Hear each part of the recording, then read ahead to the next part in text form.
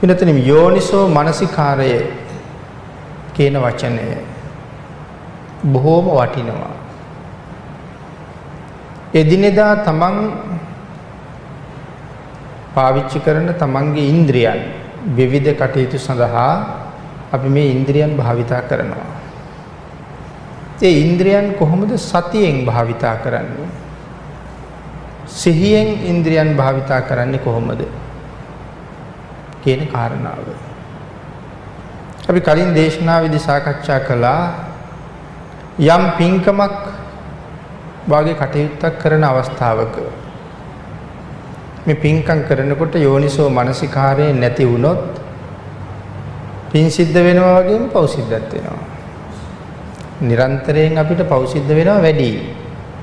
පින්කම් කරනකොටත් පිනුයි පව් දෙකම කලොමේ සිද්ධ වෙනවා.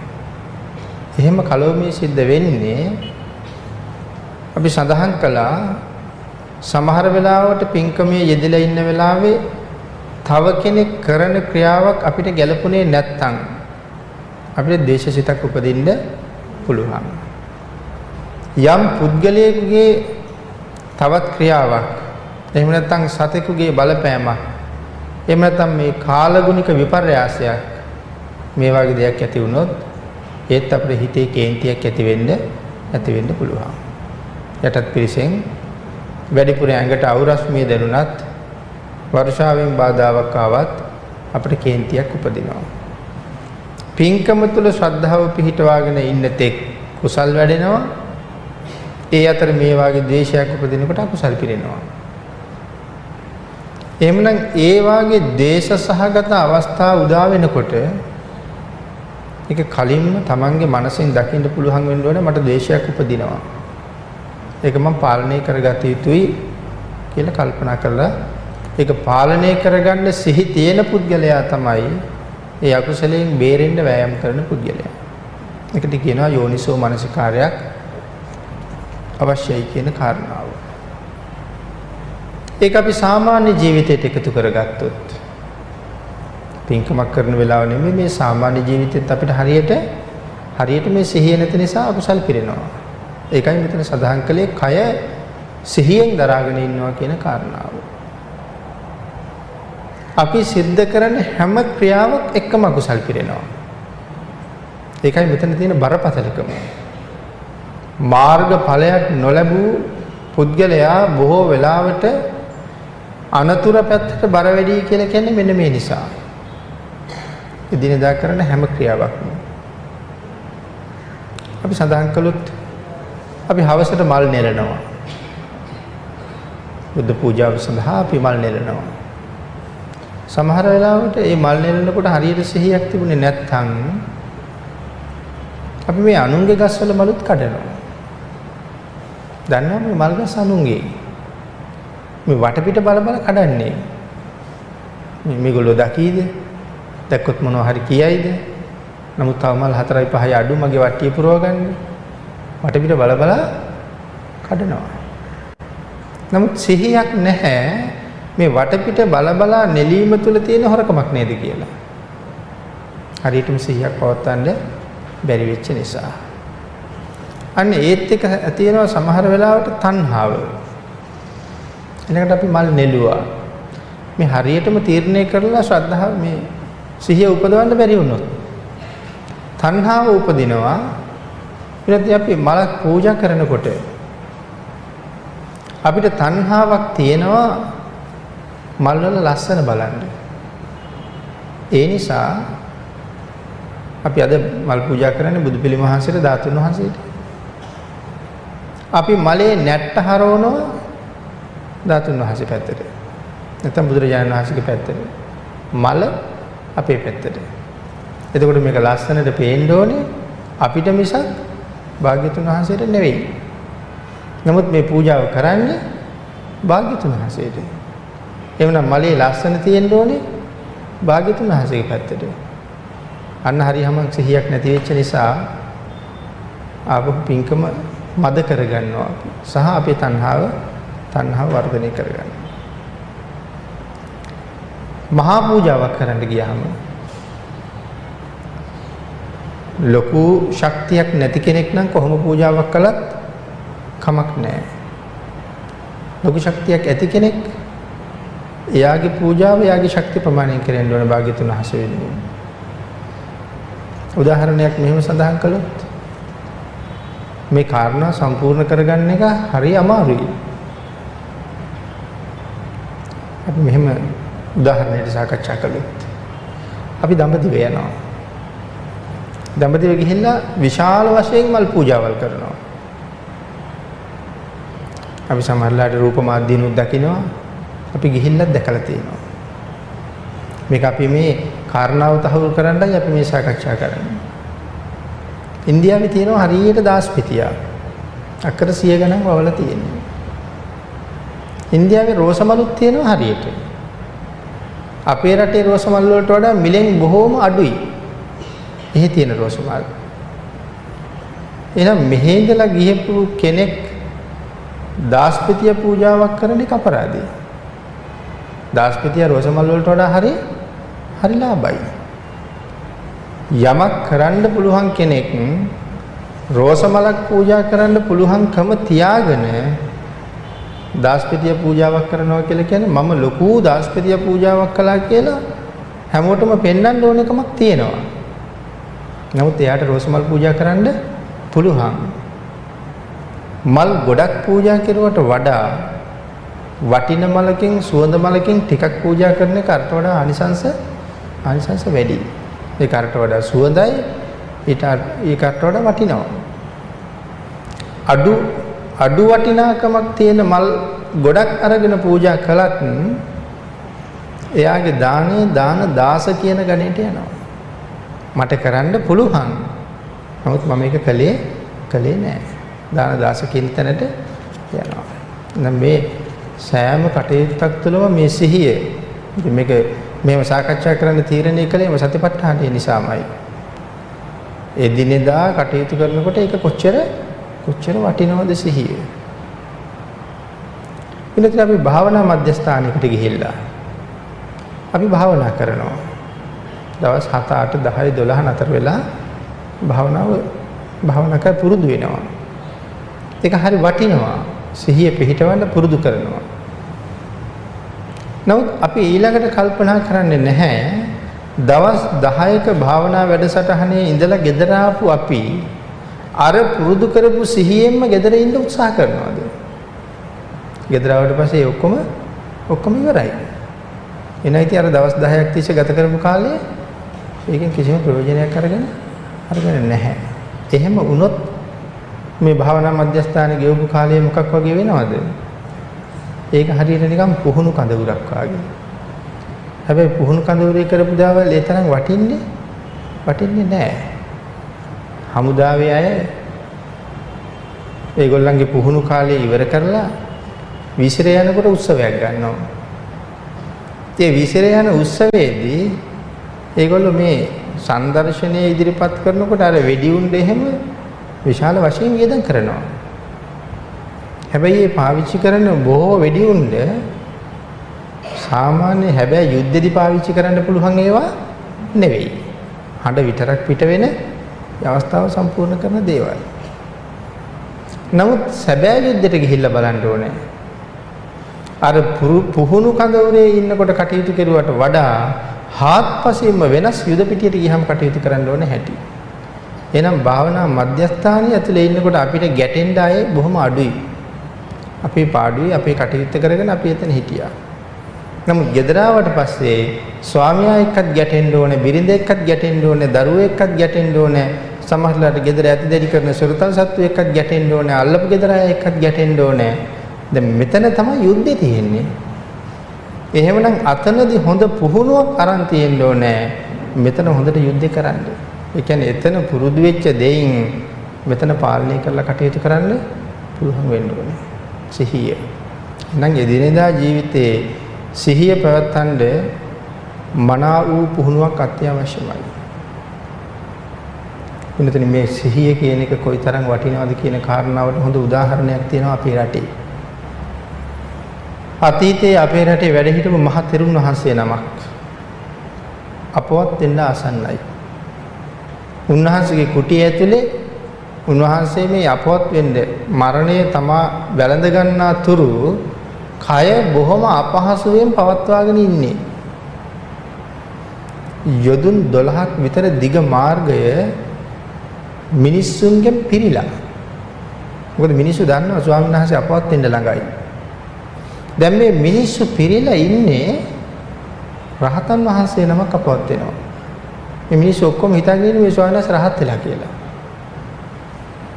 ඊට පස්සේ ස්වාමීන් වහන්සේගේ ශිෂ්‍ය භික්ෂුන් වහන්සේලා ස්වාමීන් වහන්සේගේ කුටියට ගියා. ගිහිල්ලා ඇහුවා ස්වාමීනි ඔබ වහන්සේ ලබාපු යම් ඵලයක් තියෙනවද කියලා. උන්වහන්සේ කිව්වා නෑ ආයුෂ්මතුනි. මේ ජීවිතේ ලබාපු කිසිම ඵලයක් මේ මාර්ග ඵලයක් ඇතුළු කිසි ඵලයක් නැහැ මගේ. ස්වාමීනි හරි ගැටලුවකට මුහුණ පාලයි තියෙන්නේ. මේ 12 යොදුනක් මාර්ගයේ දහස් ගණන් ලක්ෂ ගණන් මිනිස්සු පිරීලා ඔබ වහන්සේ රහත් වෙලා ඉන්නේ රහතන් වහන්සේ අපවත් වෙන්නයි ලෑස්තියි කියලා ඔබ වහන්සේ දැකලා වැඳ ගන්න. මොකද කරන්නේ ස්වාමීනි කියලා අහුවා. නෑ ආයුෂ්මතුනි කිසි ඵලයක් නැහැ. මගේ අදිෂ්ඨානයක් තියෙනවා කවදා හරි දවසක මෛත්‍රී බෝසතාණන් වහන්සේ දැකලම මෛත්‍රී බුදුරජාණන් වහන්සේ දැකලම තමයි සංසාරේ කෙරවල කරන්න කියලා මගේ ප්‍රාර්ථනාවක් තියෙනවා. ඒ නිසා මේ ජීවිතෙන් මම ඵලයක් ලැබුවේ නැහැ. කමක් නැහැ. කීප දෙනෙක් අල්ලලා මාව මේ ඇඳ උඩ ඉඳන්න කිව්වා. ශිෂ්‍ය ස්වාමීන් වහන්සේලා උන්වහන්සේ නැගිටලා උන්වහන්සේව ඉඳෙව්වා. එහෙනම් දොර අඩවල් කරලා එළියට යන්න හොඳයි කියලා කිව්වා. මම කතා කරනකොට ඇතුළට එන්න කිව්වා. ස්වාමීන් වහන්සේ ඇඳේ වාඩි කරවලා උන්වහන්සේලා එළියට ගියා දොර අඩවල් කරලා. එළියට යනවත් එක්කම ස්වාමීන් වහන්සේ කතා කළා. කතා කරුවට පස්සේ ශිෂ්‍ය ස්වාමීන් වහන්සේලා ඇතුළට ආවා. ආයුෂ්මතුනි හරි. ඒගොල්ලෝ බලාගෙන හිටියේ රහතන් වහන්සේ කෙනෙක් අපවත් වෙනවා කියලා. හරි මම මේ ඵලය ලබා ගත්තා. දැන් ඒ බලාපොරොත්තු ඔක්කොම මුදුන්පත් වුණා. එතකොට බලන්නකො ස්වාමීන් වහන්සේලාට දොර අඩවල් කරලා එළියට යන්න කිව්වා. දොර අඩවල් කරලා එළියට යන්න ඕනවද ගන්නවා. මේ වෙලාවේ කයේ විඳින්න තියෙන උපරිම වේදනාවල් විඳ විඳ ඉන්න මොහොතක්. අර ස්වාමීන් වහන්සේලා අහනවා ස්වාමීනි ආශ්චර්යයි ස්වාමීනි කළ නොහැකි අවස්ථාවක ඔබ වහන්සේ මේ තරම් ඉක්මනට මේ වැඩේ කළාද? අන්න ඒ වෙලාවේ ස්වාමීන් වහන්සේ මතක් කරනවා මහණෙනි මේක නෙමෙයි අමාරු වැඩි. මේකේ තරම් අමාරු වැඩක් නෙමෙයි මට. මොකද්ද අමාරු වැඩක් මම කියන්නද කියලා ඇහුවා. එහෙමයි ස්වාමීනි. පැවිදි වෙච්ච දවසේ ඉඳලා මේ මොහොත වෙනකන් සිහියෙන් තොරව ඉරියව්වක් පවත්වපු මොහොතක් මගේ ජීවිතේ මතක නැහැ කිව්වා. සෑම ඉරියව්වක්ම ඊටාම සිහියෙන් මම පැවැත්තුවා. මේ රහත් වෙන එක නෙමෙයි අමාරු සිහියෙන් ඉරියව් පවත්වන එකයි අමාරු වැඩි කියලා උන්වහන්සේ සඳහන් කරනවා. එhmenan ඊට පස්සේ සඳහන් කරනවා මෛත්‍රී බෝසතාණන් වහන්සේ බුද්ධත්වයට පත් වෙනවා දැකලම පිරිනිවන් පාණ්ඩයි හිටියේ. මේ මිනිස්සුන්ගේ බලාපොරොත්තුව හින්දා මං ඒ තණ්හාවත් අතහැරලා දැම්මා. එතන තියෙන තණ්හාවක් නේ. මං ඒකත් අතහැරලා දැම්මා මං සංසාරේ ඉවර කරගත්තා. එනම් මොනතරම් ඒ සිහිය දියුණු වීම තුළ උන්වහන්සේ කටයුතු කරලාද. ඊළඟට පින්නතනේ මේ පිටකයේ එක සූත්‍රයක සඳහන් කරනවා පන්සිල් පද 5 සතිපට්ඨානයේ වර්ධනය සඳහාත් සතිපට්ඨානයේ සිල් ආරක්ෂා කිරීම සඳහාත්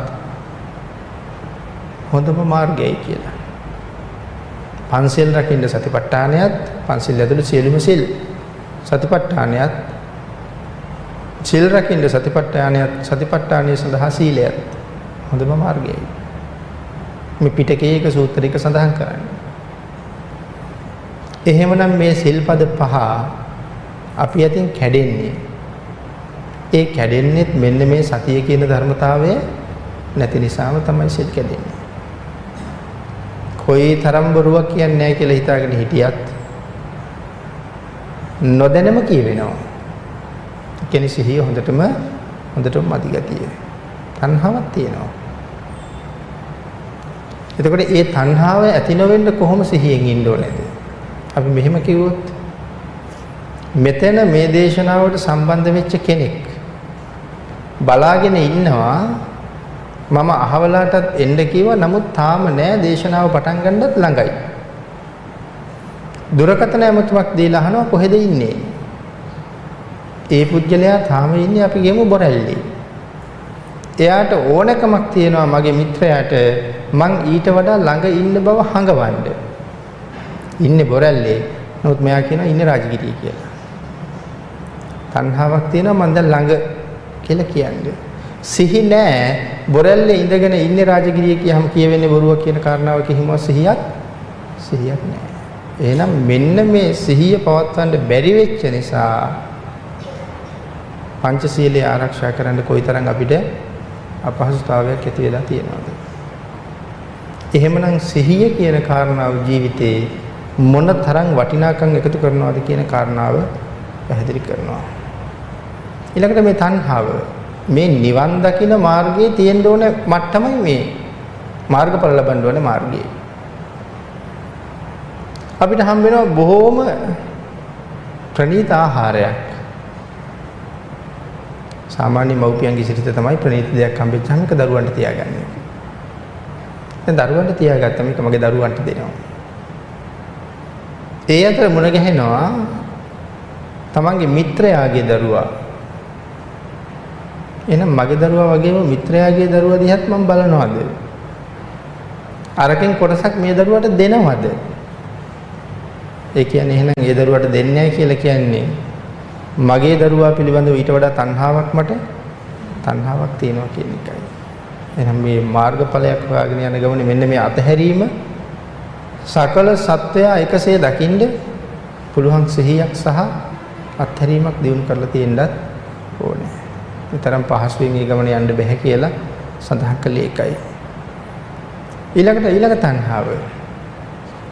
අල්ලා ගැනීම අත්හරින්නනේ දැන් තියෙන්නේ. එතකොට මගේ කියලා අල්ලාගත්ත දේවල් කොච්චර? එහෙම දේවල් ලෝකේ බොහොමයි. අපි කියමු ඒ සියල්ලම ෂේ කරගෙන ගිහිල්ලා තියෙනවා. එහෙම ගිහිල්ලා මං ගෙදර එනකොට මං නිදින යහන්නේ කවුරු හරි නිදාගෙන හිටියොත් සමහර ටිකක් කේන්ති යන්න පුළුවන් මගේ ඇඳට ගොඩ වෙන්න. එහෙනම් මගේ ඇඳ ඒක මගේ කියලා පෞද්ගලිකකරණය කරගෙන තියෙනවා. මගේ කෝප්පේ මගේ පුටුව මගේ කොට්ටේ එහෙම පෞද්ගලික වීමක් තියෙනවා. එහෙනම් අන්නේ පෞද්ගලිකකරණයත් අතහැරෙන්න ඕනේ. ඉතින් සාමාන්‍ය ජීවිතේ මේ කියන්නේ මාර්ගඵලයක් හොයාගෙන යන ජීවිතේ වැඩෙන්න ඕනේ හැටි මගේ යයි පෞද්ගලික වූ කිසි දෙයක් නැතිෙන්න ඕනේ. ඊළඟට පින්නතේ භාග්‍යතුන් වහන්සේ දේශනා කරලා තියෙනවා මේ සංඝසතු ආරාම. මේ සංඝසතු ආරාම වලට පිවිසෙනකොට භික්ෂුන් වහන්සේට නම් මෙහෙම දේශනා කරනවා. වැලි සහ මඩ පිටින් ආරාමය ඇතුළට යන්නත් බෑ. ආරාමය ඇතුළේ වැලි දාන්නත් බෑ මඩ ගන්නත් බෑ. ඒ නිසා මේ අතීතයේ හැම විහාරයක් ගාවම තව හරි වටින කාරණාවක් මේ කුටියක් විහාරයක් හදනකොට අංග සම්පූර්ණ කරන්න ඕන නම් මේ ටිකත් කරන්න ඕනේ නේද කියලා. අතීතයේ කුටියක් විහාරයක් ගාවට යනකොට එතන ජලය තියලා තියෙන වෙනම. ඒ කියන්නේ මඩ දූවිලි තියෙනවා එතන හොදනවා. එතන සෝදලා ඊළඟට ඒ වතුර පිහ ගන්න දේවල් ඒක හොඳට පිහෙන පාපිසි. එහෙම නැත්නම් වෙන පිහ ගන්න උපකරණ තියලා තියෙනවා. මොකද මඩ පිටින් යන්නත් බෑ. පාද හොදගෙන තෙත පිටින් යන්නත් බෑ. උපසම්පදා භික්ෂුන් වහන්සේට නම් මේ දෙකම අවතක්. මඩ පිටින් ගියත් අවතක් තෙත පිටින් ගියත් අවතක්. ඒ නිසා හොඳ සිහියක් තියෙන්න ඕනේ. මේක මහා සංඝයාට පූජා කරපු ආරාමයක්. ඒ නිසා මට විතරක් නෙමෙයි. ඒ නිසා මෙහි පිරිසිදු භාවය මම උපරිමයෙන් තියන්න ඕනේ. ඊළඟට භාග්‍යතුන් වහන්සේ ඉන්න සුගන්ධ කුටියට ඇතුල් වෙනවා නම් අපිට කොහොමවත් එහෙම අපිරිසිදුවෙන් ඇතුල් වෙන්න බෑ. ඒ සිහිය තියෙන්නත් ඕනේ. ඉතින් එහෙම සිහි නැති නිසා සමහරලාට දොර ළඟ පාපිෂ්ණාවක් තිබුණත් අපි විහාරයේ ඇතුළට ගිහිල්ලා අපේ විලුඹ බිම ගහන සිරිතක් තියෙනවා. එතකොට වැලි ටික තියෙන දූවිලි ටික ඔක්කොම ඇතුළේ නිකම් වැටෙනවා සිහිමදි. ඒ තුලින් රැස් වෙන්නේ බොහෝ අකුසල. එතකොට මේ සිහිමද ගතියත් එක්ක තව කොයිතරම් සංසාරේ දික් කර ගන්නවද? මේ සියලුම කාරණාවන් වෙනුවෙන් නේද භාග්‍යතුන් වහන්සේ මේ සතිපට්ඨාන සූත්‍ර දේශනාවේ මේ කරුණු පැහැදිලි කරන්නේ. මේ සාමාන්‍ය ජීවිතේ පවත්වන්න ඕනේ සිහිය. එහෙනම් මේ කරුණුත් එකතු කරගෙන පිළිතුර මේකට හරි වටිනවා ඉරියාපත භාවනාව. හැමෝටම කරන්න පුළුවන් භාවනාවක්. හැමතැනම හැම වෙලාවෙම කරන්න පුළුවන් භාවනාවක්. මේ ඉරියව් සිහියෙන් පවත්වනවා කියන කාරණාව. එහෙනම් ජීවිතේ මුලින්ම ප්‍රගුණ කරන්න ඕන භාවනාවල් අතර තියෙනවා ඉරියාපතේ මුල්ම තැන. ඒ ඔක්කොම පැත්තක දාලා ආනාපාන සතියට ගියා කියලා ඒ තරම් සාර්ථකත්වයක් දකින්න බෑ. එහෙනම් මේ වාගේ භාවනා ක්‍රම ජීවිතේ පුරුදු කරන එක නිවන් සොයාගෙන යන්නත් එදිනෙදා ජීවිතේ නිරන්තරයෙන් වැඩෙන අකුසල ධර්මයන්ගෙන් බේරෙන්නත් හරියට වටින නිසා මේ ඉරියාපතේ පිළිබඳව ලොකු අවබෝධයක් සහ පුරුද්දක් තියාගන්න එක වටිනවා.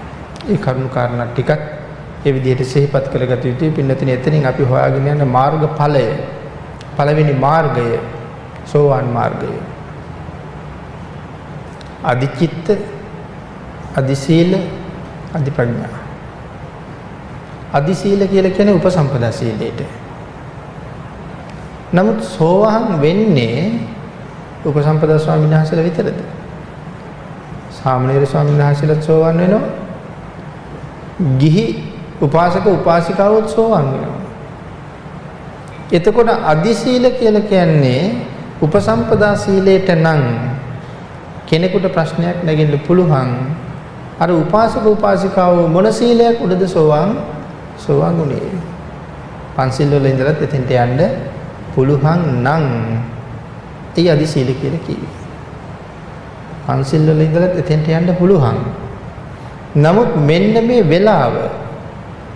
වෙලාවේ ඒ හිතේ වැඩිලා තියෙන සිහිය, ඒ සිහියෙන් දිනු වෙච්ච සීලය උපසම්පදා ස්වාමින් වහන්සේ නමක් ආරක්ෂා කරන නිවැරදි සීලය හා සමාන විය යුතුයි. එහෙමනම් සෝවාන් කියන මාර්ගඵලය ලබන්න කොයි තරම් පිරිසිදු කැපකිරීමක් සහ පිරිසිදු චිත්ත සමුදායක් තියෙන්න ඕනේද? මන තරම්ම සිහිය තියෙන්න ඕනේද කියන කාරණාව මෙතන පැහැදිලි කරනවා. එහෙනම් සීල විසුද්ධිය මේ සූත්‍ර දේශනාවේ දිගටම මේ සීල විසුද්ධිය පිළිබඳව කතා කරනවා. සීල විසුද්ධිය අත්‍යවශ්‍යමයි. ඒකත් සිහියෙන්ම සම්පූර්ණ කරන්න ඕනේ. උපසම්පදා ස්වාමීන් වහන්සේ රකින්න සීලය ආරක්ෂා කරගන්න මේ වෙලාවට ඒ ගිහි පුජ්‍යලයටත් අපමණ 100ක් තියෙන්න ඕනේ. ඒ සමාන මට්ටමට තමන්ගේ සිහිය සහ සීලය අරන් යන්න. අදි සීල කියලා කිව්ව එකට. මේ කාරණා අපිට බොහොම වටිනවා. නම් මේ ශාලාව තුල සද්ධර්ම ශ්‍රවණය කරන වෙලාව, මෙතනින් පිට වෙලා යන වෙලාව, දවසින් දවස යමක් අරගෙන යනවා කියලා කියන්නේ යටත් පිරිසෙන් දවසින් දවස සිහියේ වැඩි දියුණු භාවයේ ඇති කරගන්නම අවශ්‍ය වෙනවා. ඊළඟට පින්නතුනේ අපි භාග්‍යතුන් වහන්සේ පැහැදිලි කරනවා ඛතමේ චත්තාරෝ මේ සූත්‍රයේ ඛතමේ චත්තාරෝ කියලා භාග්‍යතුන් වහන්සේ පැහැදිලි කරන්නේ උන්වහන්සේ අපෙන් අහනවා ප්‍රශ්නයක්. ඛතමේ චත්තාරෝ කියලා ප්‍රශ්නයක් අහනවා. ඒ ප්‍රශ්න ක්‍රමයට කියන්නේ මේ සූත්‍රයේ හඳුන්වන ප්‍රශ්න විදි ගණනාවක් තියෙනවා. ප්‍රශ්න අහන විදි ගණනාවක් තියෙනවා. ඒ ගණනාවෙන් එකක් කතේතු කම්යතා පුච්චා. කතේතු කම්යතා පුච්චා කියලා සඳහන් කරන්නේ උත්තර දෙන ස්වභාවයෙන් යුක්තව අහන ප්‍රශ්නය. භාග්‍යතුන් වහන්සේ මේ ප්‍රශ්නේ අහන්නේ අපෙන් උත්තරයක් බලාපොරොත්තුෙන් නෙමෙයි. උත්තරෙත් උන්වහන්සේම දෙන්නයි අහන්නේ. අපිත් සමහර කෙනෙකුගෙන් ගිහිල්ලා අහනවා මම ඊයේ ගමන ගියා. මේ අපේ සාමාන්‍ය කතාවේදී. ඊළඟට අර කියන කෙනාගෙන් මම අහනවා දන්නවද?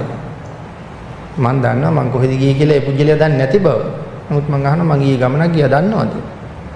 මං එහෙම දන්නවද කියලා අහන්නේ එයා මගෙන් නෑ කියන උත්තරේ දෙනකන් ඉන්න නෙමෙයි. ගියපු දිහා මමම කියනවා. කතේතු කම්මිතා පුච්චා කියලා කියන්නේ ඒකයි උත්තර දෙන ස්වභාවයෙන් අහන ප්‍රශ්නේ. නැත්නම් කියන කැමැත්තෙන් අහන ප්‍රශ්නේ. ඊළඟට තව එකක් තියෙනවා අනුමැති පුච්චා. අනුමැති පුච්චා කියලා කියන්නේ අනුමැතිය ලබා ගැනීමේ බලාපොරොත්තුවෙන් අහන ප්‍රශ්න. යම් කාර්යයකට අනුමැතියක් බලාපොරොත්තුවෙන් අහන ප්‍රශ්නෙට කියනවා අනුමැති පුච්චා කියලා. ඒ වගේම සඳහන් කරනවා දැකපු දේවල් සංසන්දනය කරගන්න අහන ප්‍රශ්න. දිට්ඨ සංසන්දතා දැකපු දේවල් සංසන්දනය කරනවා. ඔබ කියන දේ මම දැකපු දේ දෙකම එකක්ද කියලා සංසන්දනය කරන්න මට කලින් කියලා තියපු දෙයක් මම අහනවා ඒකේ මෙහෙමත් තිබුණාද මේ විදිහටත් තිබුණාද සංසන්දනය කරනවා. එහෙනම් ඒකට කියනවා දිට්ඨ සංසන්දනතා සංසන්දතා සංසන්දනය කිරීම වෙනුවෙන් අහන ප්‍රශ්න. ඊළඟට සඳහන් කරනවා දන්නේ නැති දෙයක් අහගන්නවා අදිත්ත යෝතනා මම දන්නේ නැති දෙයක් අහනවා අදිත්ත යෝතනා කියලා සඳහන් කරනවා ඒක. මේ වගේ ප්‍රශ්න ක්‍රම කීපයක් භාග්‍යතුන් වහන්සේ සඳහන් කරලා තියෙනවා. මේ ප්‍රශ්නය කතේතු කම්මිතා පුච්චා කියනු කැමැත්තෙන් අහන ප්‍රශ්නය. කතමේ චත්තාරු භාග්‍යවතුන් වහන්සේම ප්‍රශ්නය අහලා අපි උත්තර දෙනකම් බලාගෙන ඉන්නේ භාග්‍යවතුන් වහන්සේම උත්තරයක් සපයනවා. මන්ද කියනු කැමැත්තෙන් අහන ප්‍රශ්නයක් නිසා කියලා සඳහන් කරනවා තමන් වහන්සේම උත්තරේ දෙන්නේ. ඉද බික්ඛවේ බික්ඛු කායේ කායානුපස්සී විහෙරති. මහණෙනි කොහොමද මේ කය අනුව බලමින් අනුපස්සනා කරන්නේ? ඉද බික්ඛවේ බික්ඛු කායේ කායානුපස්සී විහෙරති. මෙහි ඉද කියලා සඳහන් කරන්නේ මේ ශාසනය කියන එක. ඉද බික්ඛවේ කියලයි කතා කරන්නේ ඉද කියලා සඳහන් කරන්නේ මේ ශාසනය. ඒ මොන ශාසනයද එතකොට? මේ සම්මා සම්බුද්ධ ශාසනය කියන කාරණාවයි ඉද කියලා සඳහන් කරන්නේ. ඒ කාරණාව හරි වටිනවා. සම්මා සම්බුද්ධ ශාසනයට ඇතුල් වුණේ කොහොමද කියන කාරණාව අපි මුලින්ම සාකච්ඡා කරලායි තියෙන්නේ. මනාව භාග්‍යතුන් වහන්සේ සරණ යා යුතු ක්‍රම 4ක් තියෙනවා. ඒ ක්‍රම 4න් එකක් යටතේ අපි සරණ යා යුතුමයි. එහෙම සරණ ගියොත් තමයි එයා බුද්ධ ශ්‍රාවක කියන තැනට එන්නේ. එහෙනම් ඉද ශාසනය කියලා කියහම ඒ කාරණාවයි පැහැදිලි කරන්නේ. ඊළඟට සඳහන් කරනවා මේ ශාසනයෙන් පිට එකදු වචනයක් හෝ නිර්වාණය වෙනුවෙන් නැහැ. මේ නිවන කියන සදාතනික සුවය හොයාගෙන යන්න යම් මඟ පෙන්වීමක් තියෙනවා නම් ඒ මේ ශාසනය තුල විතරමයි. මේ පිට සංසාරයෙන් ඈතර යාමක් පිළිබඳව සඳහන් කරන කිසිම තැනක් නැහැ කියලා සඳහන් කරනවා.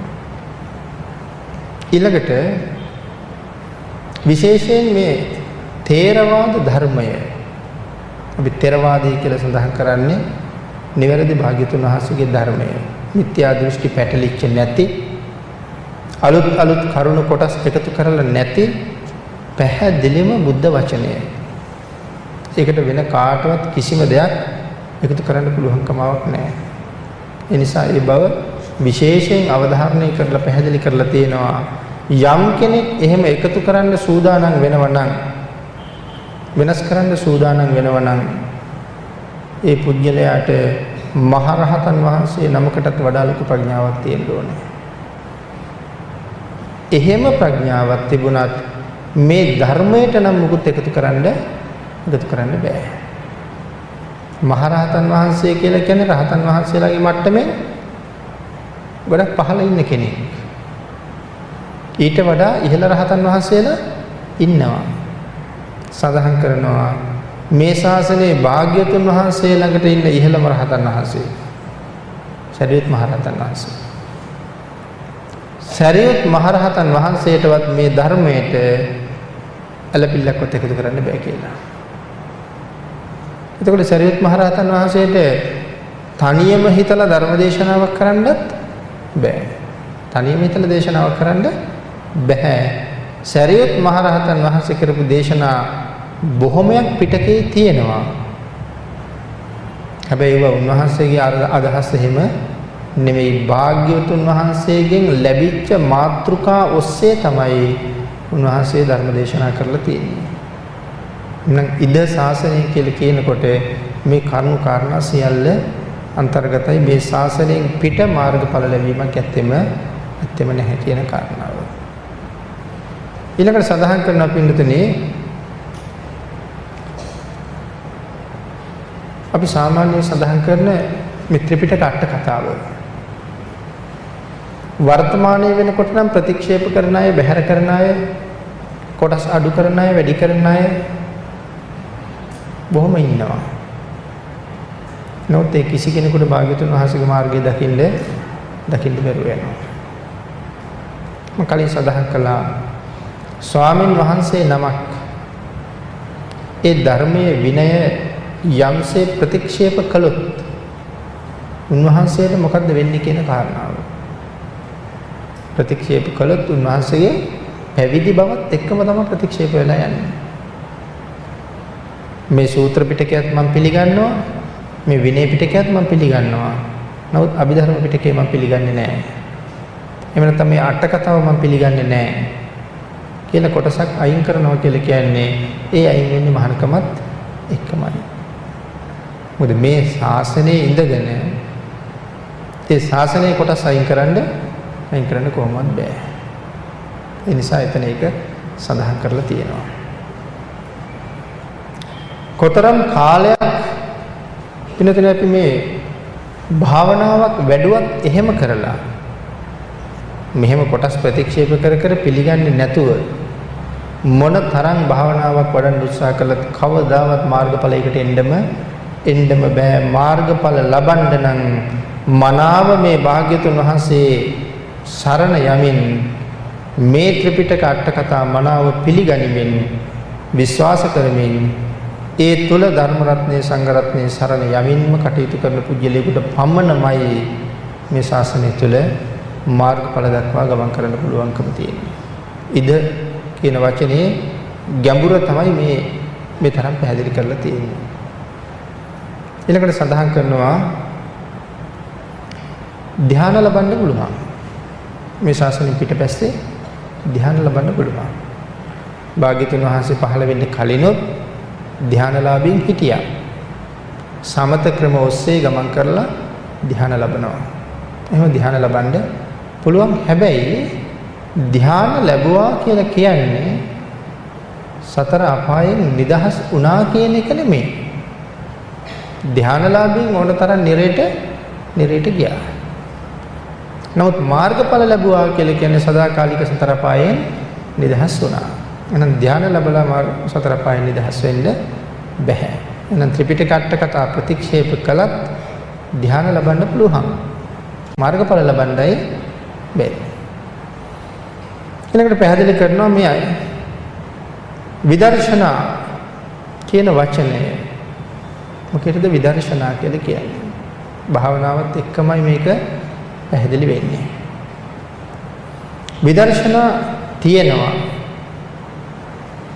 චින්තාමය මට්ටමටත් කෙනෙක් එහෙම හිතනවා. විදර්ශනා භාවනාව මේ විදර්ශනා කියන එක නම් බුද්ධ ශාසනයට විතරක්ම ආවිනික වෙච්ච භාවනා ක්‍රමයක්. විදර්ශනා එහෙම නැත්නම් ඒකට අපි තව කියනවා විපස්සනා කියලා. එතකොට මොකද්ද මේ විපස්සනාව? ඒ කියන්නේ මොකද්ද මේ භාවනාව කියන එක? චින්තාමය මට්ටමක්. හැබැයිවටම කොහොම භාවනා කරමුද? දැන් මෛත්‍රිය එහෙම නැත්නම් කෙනෙක් මේ භාවනා කරනවා කියලා කරන්නේ හිතනවා. භාවනා කරනවා කියලා කියන්නේ හිතනවා. හැබැයි භාවනාව කියලා කියන්නේ හිතන එක නෙමෙයි. සුතමේ ඥාන, චින්තාමේ ඥාන, භාවනාමේ ඥාන. එතකොට තුනක් තියෙනවනේ. එතකොට එහෙනම් චින්තාමේ ඥානය වෙනයි. හිතලා කවදාවත් නිවන් දකින්න බෑ. අපි එච්චර හිතන්නේත් නෑ. හිතලා නිවන් දකින්න පුළුවන් නම් ඔය බටහිර රටවල් වල ඕන තරම් රහතන් වහන්සේලා පහළ වෙන්න පුළුවන්. ඒගොල්ලෝ අපිට වඩා කොච්චර හිතනවද? දැන් මෙතන ඉන්න පිරිසේ බොහෝ අය අපි මෙහෙම උදාහරණයක් ගත්තොත් දැන් අපි මේ පාවිච්චි කරන වාහනයක්. මේ වාහනේ ওই ක්‍රියාකාරීත්වයේ තියෙන කොටස ගලවලා බලහම පුදුම හිතෙනවා මේ විදිහට මේක හිතුවේ කොහොමද? ඒ ඉන්ධන ලිහිසි ද්‍රව්‍ය ඔයිල් වගේ දේවල් සමහර තැන් වලට ගමන් කරලා තියෙන්නේ මේ යකඩ කූර නූලක් වාගේ ප්‍රමාණයක ඉරක් කපලා තියෙන යටට මේ කෙස් ගහ වාගේ එක දිග තමයි අවශ්‍ය තැනට ඒ තෙල් ගමන් කරලා තියෙන්නේ. ඊටත් වඩා සියුම් තැන් තියෙනවා. එතකොට මේක නිෂ්පාදනය කරපු කෙනා මොන තරම් හිතලා තියෙනවද මේකට? ගුවන් යානයක් හදපු කෙනා බිම දිගේ යන්නත් ඕනේ. යම් ප්‍රමාණයකට වේගය වැඩි වෙන්නත් ඕනේ. වේගය වැඩි වෙනකොට ඉහළට ඉස්සෙන ක්‍රමයක් තියෙන්නත් ඕනේ. ඒක පිටිපස්ස ඉස්සලා බෑ ඉස්සරහින්ම ඉස්සෙන්න ඕනේ. ඒක ඉහළට යනකොට යම් මට්ටමක ගමන් කරන්න ඕනේ. මෙන්න මේ පීඩන මට්ටමේ පවතින්න ඕනේ. මේ දේවල් කල්පනා කරුවොත් පින්නතේ අපිට කවදාවත් හිතන්න පුළුවන්ද මෙයා හිතපු හිතවිල්ල? එහෙම හිතලා නිවන් දකින්න පුළුවන් නම් මේගොල්ලෝ හැමෝටම කලින් නිවන් දකිනවා. එමේ අපි හිතනවා වගේ ලක්ෂ වාරයකින් හිතලා මේ තියෙන්නේ.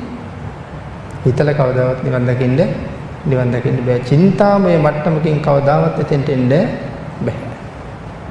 එහෙමනම් එතෙන්ට එන්න පුළුවන්කම තියෙන්නේ භාවනාමය ඥානයක් තුලින්මයි. ඉමස්මින් ශාසනේ එහෙම නැත්නම් ඉද යනුවෙන් මෙතන අවධාරණය කරලා තියෙන මේකයි කියලා සඳහන් කරනවා. එහෙමනම් භාවනාව කියලා කියන්නේ විපස්සනා. පස්ස කියලා කියන්නේ බලනවා. පාලියෙන් පස්ස කියලා කියන්නේ බලනවා.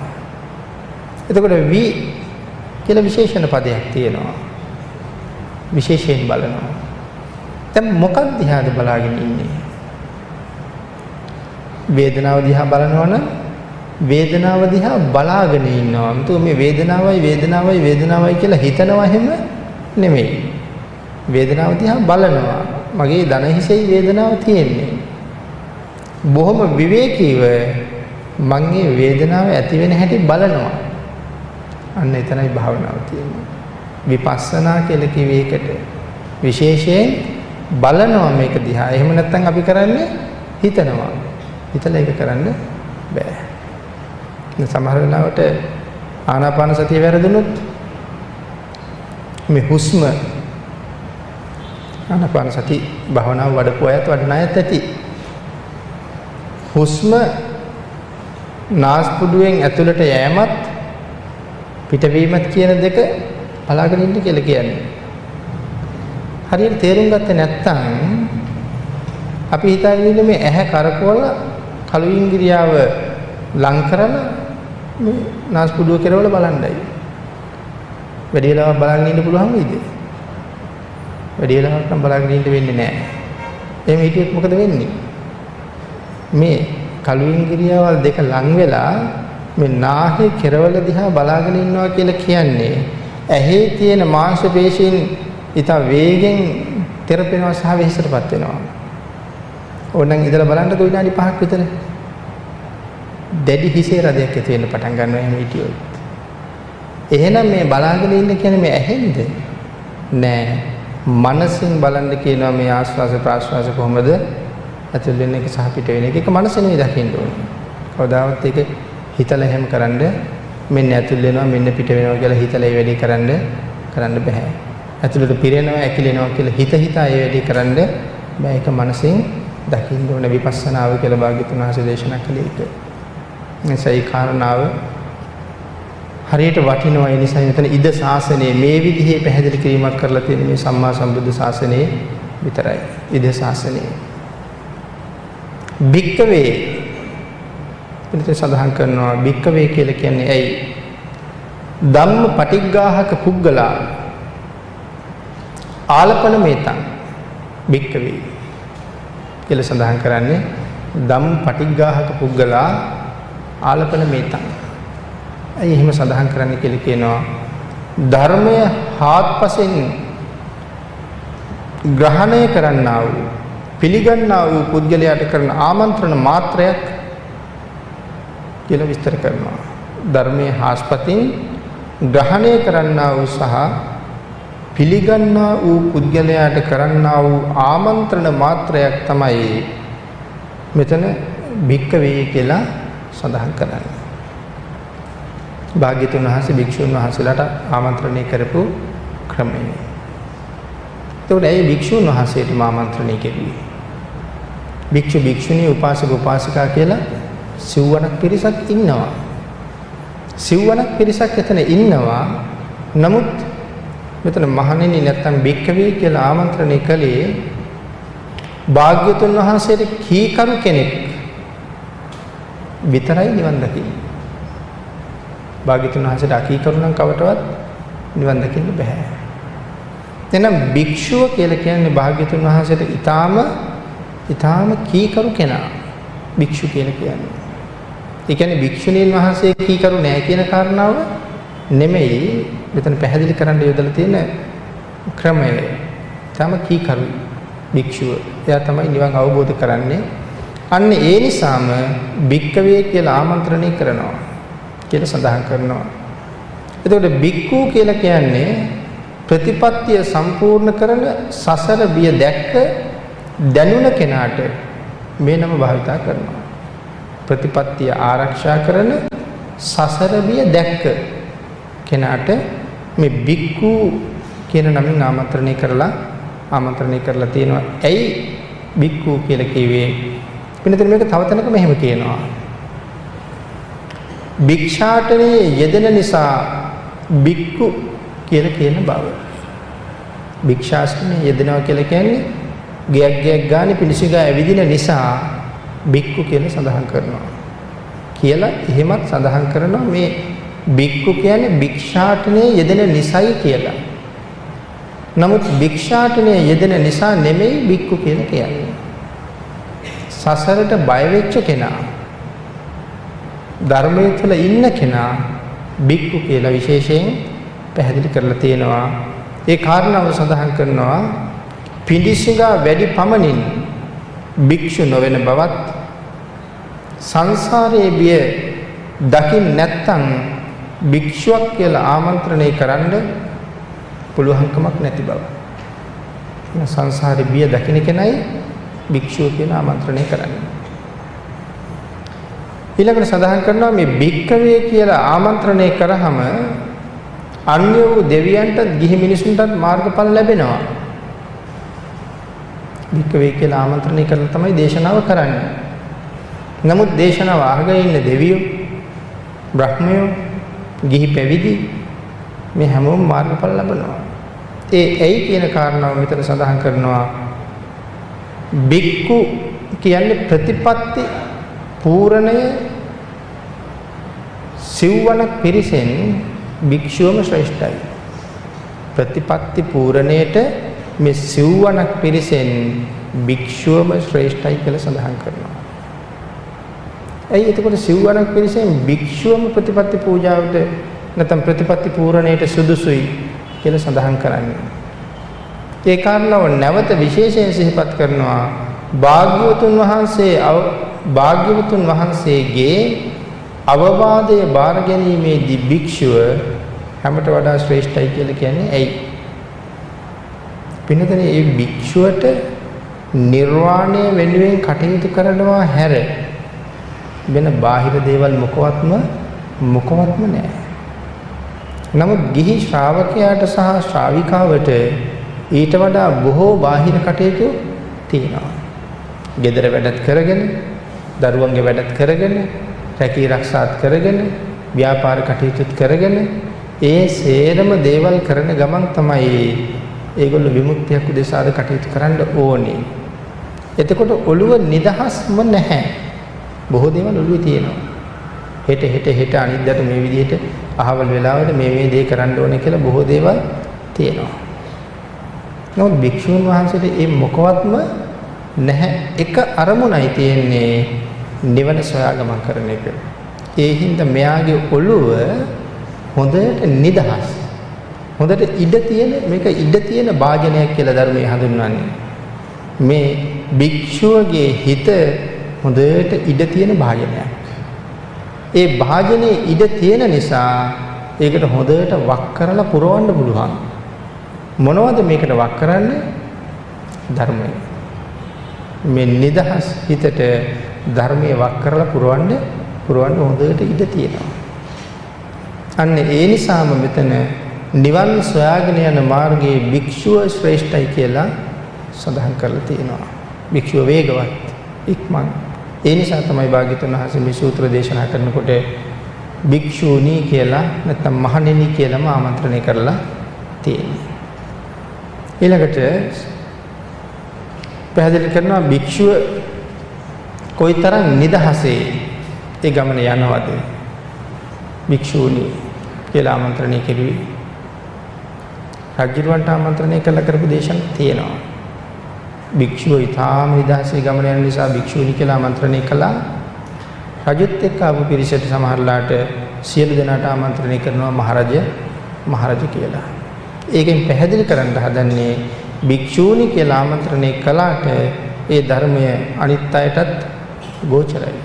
රජුවන්ට කතා කරාම අනිත් පිරිසටත් කතා කළා වගේ කියන කාරණාව සඳහන් කරනවා. ඊළඟට මේ භික්ෂු කියන වචනේ ගිහි අයට යොදන්න බැරිද කියලා ප්‍රශ්නයක් අහනවා. ගිහි කෙනෙකුට භික්ෂු කියන්න බැරිද? සඳහන් කරනවා ඇතැම් තැනක ගිහි කෙනෙකුටත් භික්ෂු කියලා කියන්න පුළුවන්. හැබැයි විශේෂ කාරණාවක් සම්පූර්ණ කරලා තියෙන ගිහි කෙනෙකුටයි භික්ෂු කියලා කියන්නේ. එතන සඳහන් කරනවා කාටද මේ ශාසනයේ ගිහි කෙනෙකුට භික්ෂු කියලා කියන්නේ? සන්තති ඇමති. අපි සන්තති ඇමති කියන කාරණාව කලින් සාකච්ඡා කළා. මේ ශෝකය පිළිබඳව කතා කරන වෙලාවේ හිතේ දුක. සන්තති ඇමති භික්ෂුවක් කියලා භාග්‍යවතුන් වහන්සේ හැඳින්වනවා. අර තමන් එක්ක හිටපු කාන්තාව මරණයටපත් වෙච්ච නිසා ඇතිවෙච්ච ශෝකය දරා ගන්න බැරුව බුදුරජාණන් වහන්සේ ගාවට යන්නේ. උදේ ඉඳලා රෑ වෙනකම්ම කාන්තාවගේ නැටුම් බල හිටියේ. රෑ වෙනකම්ම සුරාමත් වෙලා ඉන්නේ. නමුත් ඇය මරණයටපත් වෙච්ච ශෝකය දරා ගන්න බැරුව එකපාරම මතක් වෙනවා මේ ශෝකය දුරු කරගන්න නම් භාග්‍යවතුන් වහන්සේ ගාවට යන්න වෙනවා කියලා. ඊට පස්සේ භාග්‍යවතුන් වහන්සේ ගාවට යනවා. ඊට පස්සේ භාග්‍යවතුන් වහන්සේ එයාට ධර්මයක් දේශනා කරනවා. ඒ ධර්මය අහලා රහත් වෙනවා. සියලු රාජ ආභරණ සහිතයි මේ වෙලාවේ. අලංකතෝ චේපි සමංචරෙය්‍ය. මෙයාට දේශනා කරපු ධර්මයේ ගාථාව. අලංකාර වෙලා හිටියත් දැන් මේ රජෙක් හැටියට අලංකාර වෙලා ඉන්නේ. අලංකතෝ චේපි සමංචරෙය්‍ය. අලංකාර වෙලා හිටියත් සන්තෝ දන්තෝ නියතෝ බ්‍රහ්මචාරී. සන්තෝ කියලා කියන්නේ රාගාදී කෙලෙස් සිදවපු නිසා සාන්තයි. අලංකාරණ ආභරණ ඇඟේ තියෙන බව ඇත්ත. නමුත් රාගාදී කෙලෙස් නැන්නේ දැන් හිතේ. ඒ නිසා සාන්තයි.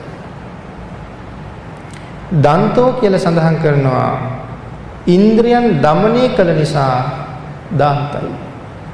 සන්තෝ කියන රාගාදී කෙලෙස් නැති කරපු නිසා සාන්තයි. දන්තෝ කියලා කියනවා ඉන්ද්‍රියන් দমনය කරපු නිසා දාන්තයි. නියතෝ නියම වශයෙන්ම සතර මග සතර ඵලයට සුදුසුයි. මේ ඉන්ද්‍රියන් দমনය කරලා කෙලෙස් නැති කරපු කෙනා නියත වශයෙන්ම සතර මග සතර ඵලයන්ට සුදුසුයි. බ්‍රහ්මචාරී ශ්‍රේෂ්ඨ හැසිරීම බ්‍රහ්මචර්යාව කියන තැනට මෙයාට පැමිණෙන්න පුළුවන්. සබ්බේසු භූතේසු නිධාය දණ්ඩං. සියලු සාහසික ක්‍රියාවන්ගෙන් මේ පුද්ගලයා වැළකීලා ඉන්නේ. කිසිම සාහසික ක්‍රියාවක් එයා ගාව නැහැ. ඉන්ද්‍රියන් සියල්ලම দমনය කරලා ඉන්නේ. එන්න සාහසික ක්‍රියා ගහ මරා ගන්න, එන කොටා ගන්න යන කිසිම ක්‍රියාවක් නැහැ. සියලුම සත්වයාට සබ්බේසු භූතේසු නිධාය දණ්ඩං. සියලුම සත්වයාට ඔහුගෙන් අභය ලැබිලා තියෙන්නේ. අන්න ඒ පුද්ගලයා ආර්ය භාවයේ සිටින උතුම් පුද්ගලයෙක් බවට පත් වෙනවා. ආර්ය භාවයේ සිටින උතුම් පුද්ගලයෙක්. මෙයා බාහිත පාපී එහෙම නැත්නම් සමිත පාපී කියලා හඳුන්වනවා.